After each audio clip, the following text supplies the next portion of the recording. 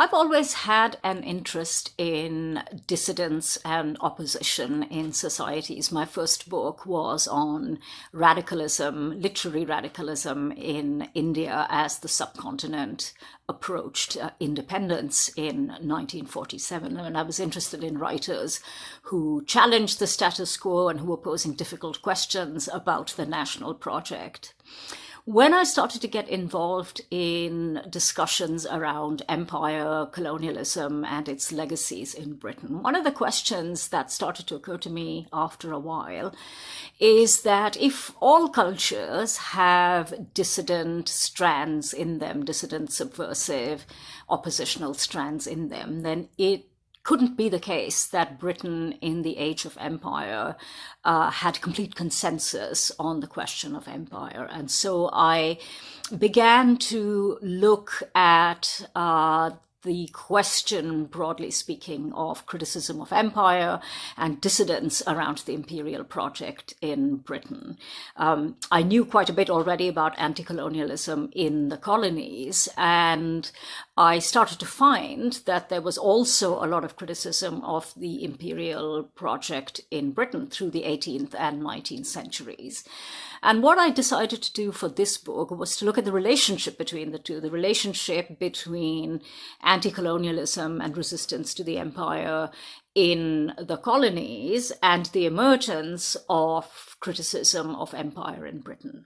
Because one of the things I wanted this book to be able to do was to give people in Britain, particularly young people in Britain, a different backstory in which they are not just legatees to pride in the imperial project, but also legatees of a proud critical tradition, dissident tradition around empire in Britain.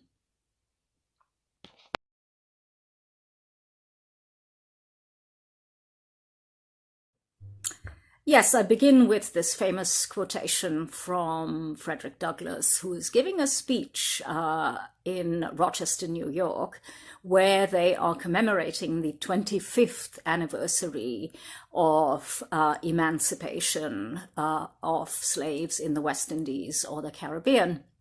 And he makes a point there that I think is very important.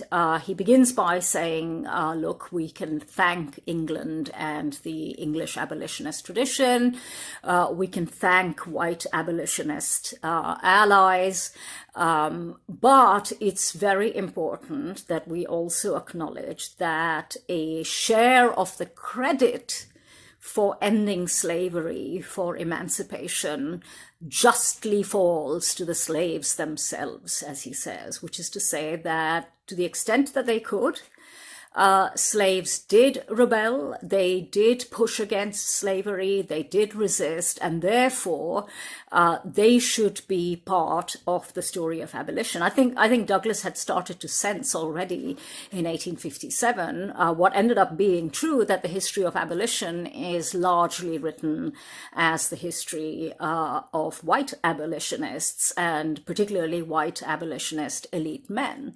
And I think he was keen to say, well, we can give them credit, we can acknowledge their part in this, but we cannot pretend that this was a story just of white benevolence, but also of black resistance, and that the slaves themselves resisted. And he says here, the whole history of the progress of human liberty shows that all concessions yet made to her august claims have been born of earnest struggle. And that's why he says that anything that we achieve is a consequence of struggle, because power concedes nothing without a demand.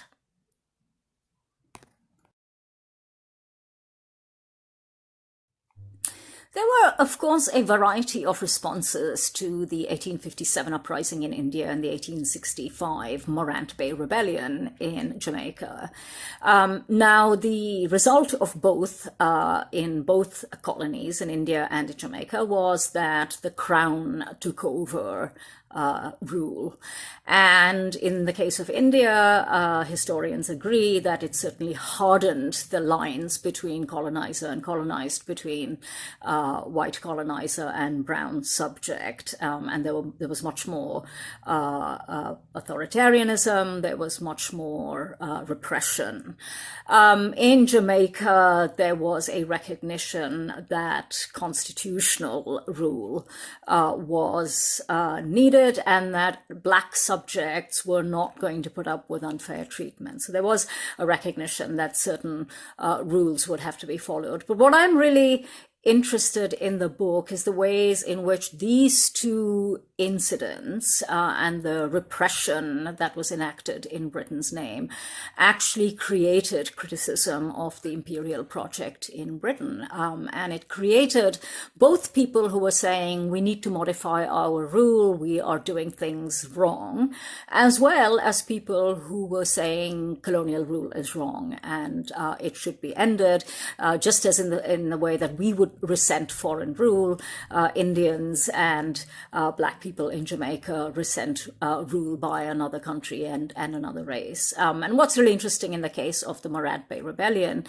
is that working class meetings in Britain expressed solidarity with the repression faced by black people in Jamaica. And there was a real attempt to create transracial, transnational alliances of people who shared a common cause, which was freedom from oppression.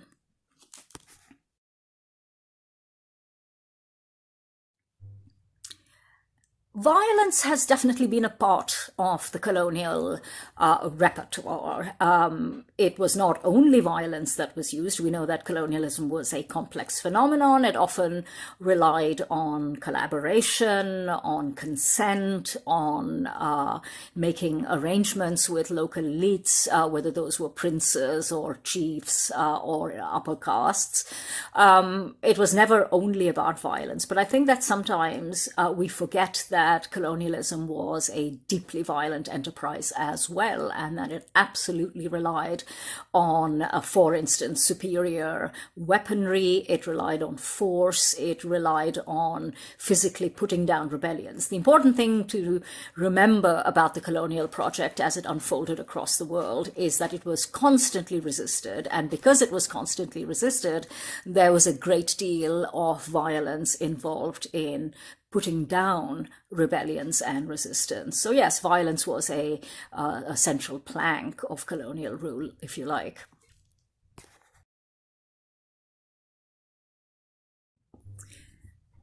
I went into the book knowing that there was criticism of empire in Britain. Historians have written about it. There is a small body of work about criticism of empire in Britain. But I was actually really surprised to see, in just the 100-year span that I look at, how articulate this criticism was, even in the middle of the 19th century, how clear-sighted many Britons were, first of all, about what was being done in the name of ordinary Britons that was wrong, the things that they felt should not be done in their name, in the name of Britons, but also how developed thought of solidarity was, this idea that people who were doing the oppression in the colonies were also people who were doing the oppression, for instance, of the working classes in Britain, and therefore there needed to be alliances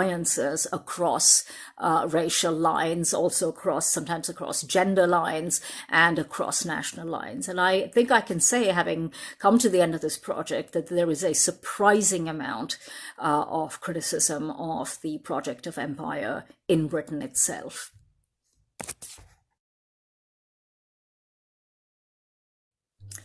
Certainly, I think what we would call great man history has not gone away, and it's been maybe finessed a little bit, and we've brought in great women, we've brought in people of color, but there is certainly an emphasis on individual actors. My sense is that both matter. There are important and interesting individuals who are part of larger movements. And in this book, I look at both. I talk about important individual figures who were able to voice criticism of empire, who were able to voice resistance. But I emphasize also the extent to which they were part of a collective backstory and how they themselves were able to articulate their criticism, their opposition, precisely because there was a movement behind them of hundreds of thousands of people who didn't get noted in the historical record, but were absolutely part of historical processes, including resistance to empire, anti-colonial nationalism, and eventually decolonization. These were the result of great processes and movements that involved collectives and not just individuals.